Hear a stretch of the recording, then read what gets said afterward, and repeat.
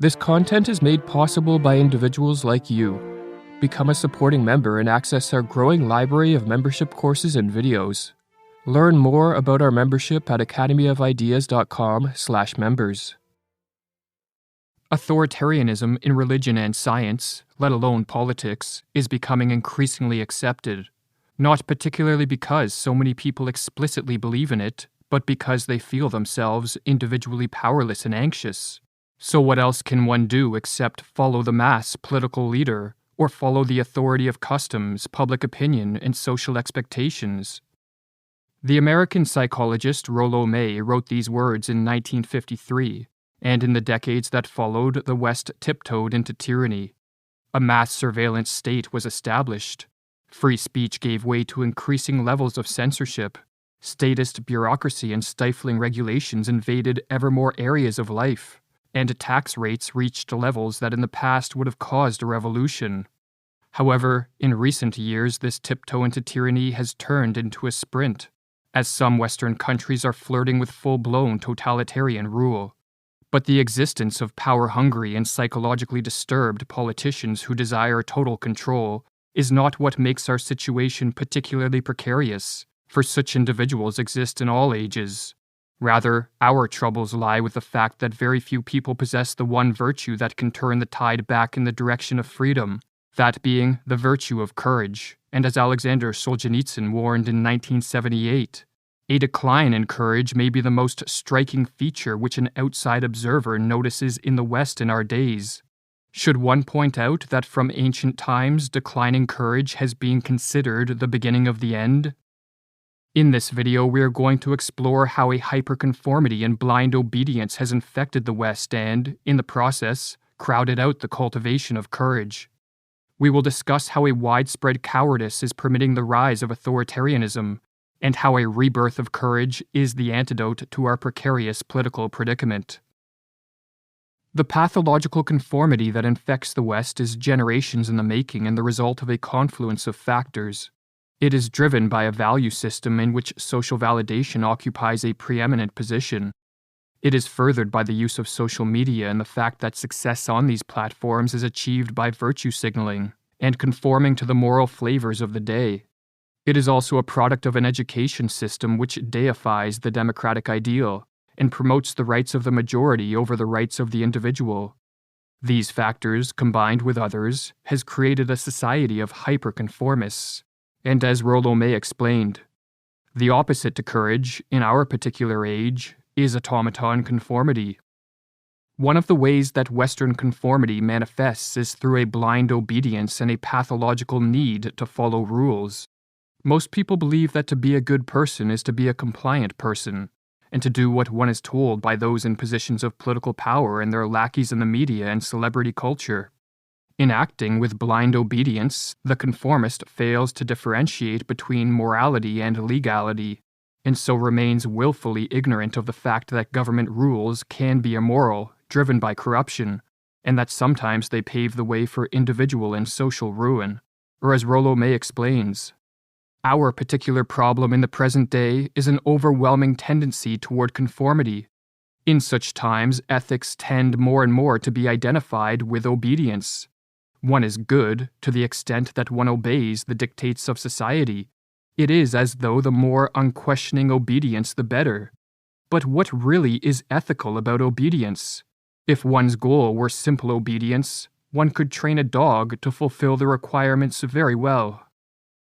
To see other people exercise independent judgment, self-responsibility, and self-reliance disturbs the conformists' belief in the value of obedience and so threatens their sense of self. It is not the case, therefore, that the conformist obeys while permitting others the freedom to make their own choice.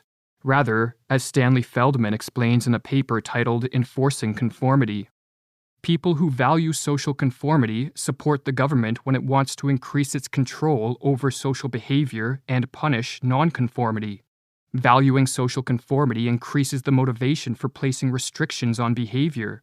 The desire for social freedom is now subservient to the enforcement of social norms and rules. Thus, groups will be targeted for repression to the extent that they challenge social conformity. When a majority advocates for the government enforcement of conformity, a society places itself on what the psychologist Erwin Staub called a continuum of destruction.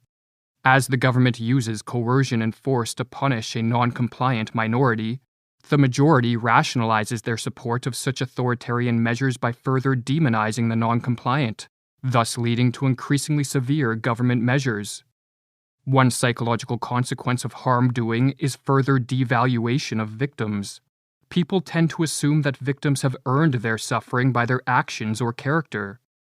In several countries in the 20th century, such as the Soviet Union, Turkey, Germany, Cambodia, and China, government measures such as banning certain minority groups from restaurants, pubs, cafes, and other public spaces, imposing curfews, expelling them from their jobs, forcing them to pay fines, and restricting their freedom of movement and assembly, functioned as the first steps on a continuum of destruction that ended in mass scapegoating, mass imprisonment, and mass murder. In his book The Psychology of Good and Evil, Erwin Staub elaborates on the psychological mechanism that facilitates a continuum of destruction. How does harmful behavior become the norm? Doing harm to a good person or passively witnessing it is inconsistent with a feeling of responsibility for the welfare of others and the belief in a just world. Inconsistency troubles us. We minimize it by reducing our concern for the welfare of those we harm or allow to suffer. We devalue them, justify their suffering by their evil nature or by higher ideals.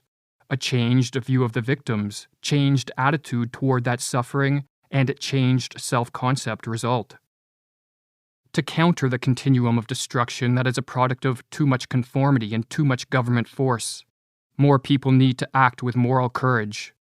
Moral courage entails a willingness to encounter risks so as to defy immoral orders, reject authoritarian government control, and to stand up for the disappearing values of truth, freedom, and justice. And as Rushworth Kidder explains in his book Moral Courage, where there's no danger, there's no courage. Anyone can endure security and well-being. The real challenges arise in the face of hazard. So it is with moral courage, where danger is endured for the sake of an overarching commitment to conscience, principles, or core values.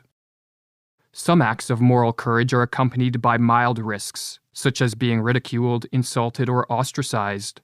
If, for example, we speak out against a status quo belief in the presence of a group of conformists, or if we refuse to adhere to social practices or mandates that are immoral or idiotic, we may lose friends or attract choice words from the obedient, but this is a small price to pay in exchange for doing what we believe is right, for as Rollo May explains, the hallmark of courage in our age of conformity is the capacity to stand on one's own convictions. However, sometimes acts of moral courage are accompanied by more grave risks, including but not limited to the loss of employment, physical or financial penalties, imprisonment, or in some cases, even death. Of all the agonizing ethical dilemmas facing humanity, writes Rushworth Kidder, few are more wrenching than the choice between what's right for the world and what's right for you and your family. Carl Jung called the men and women willing to confront great dangers in defiance of tyranny the true leaders of mankind. And to learn about the mindset of one of these leaders, we can turn to the story of Viktor Pestov. In 1967, Pestov was a 20-year-old living in the Soviet Union. His family was well off by Soviet standards, and his mother was a high-ranking member of the KGB. Yet Pestov could not avert his eyes from the boot of tyranny that was crushing society, and so he took a keen interest in political matters. And when Soviet tanks rode into Czechoslovakia and violently stamped out the human rights protest known as the Prague Spring, Pestov told his friend, "We must do something about this." Pestov and his brother set up a clandestine group called Free Russia, and he warned those who joined that they would likely be arrested within the year. Yet all agreed that the battle for freedom justified the risk, and so they began publishing pamphlets exposing the lies of the Soviet regime and snuck out in the dead of night to distribute them. The KGB quickly identified the group as a threat, and in 1970, Pestov was arrested. His mother was fired from the KGB and never allowed to work in Russia again, and Pestov was sentenced to 5 years in a Soviet prison camp. Pestov decided to stand up to the Soviet regime and therein place himself and inadvertently his mother in great danger because he could not in good conscience sit idly by as a corrupt regime of thousands destroyed the lives of millions. He understood that if he did not stand up for the freedom of others, he could not expect others to stand up for his, and that if nobody did anything, everyone was doomed. And so, he chose to face danger, to fight for freedom, and to place a portion of the fate of society on his back. He saw himself as fighting against the malevolent idea that someone will think for you, someone will make decisions for you, and as he explained, a person should be the master of his own fate. In a conversation with Rushworth Kidder, Pestov reflected on the grave dangers he voluntarily faced and on the 5 years he spent in prison. "I believe I did the right thing," Pestov concluded. "I wasn't silent.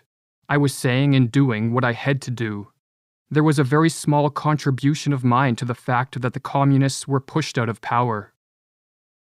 Unless more people can muster up the moral courage to renounce conformity in favor of standing up for freedom and for what is right, and at the very least make a small contribution to combating tyranny, Western societies will continue moving towards what Ayn Rand called the stage of the ultimate inversion, or as she warns, we are fast approaching the stage of the ultimate inversion, the stage where the government is free to do anything it pleases, while the citizens may act only by permission, which is the stage of the darkest periods of human history, the stage of rule by brute force."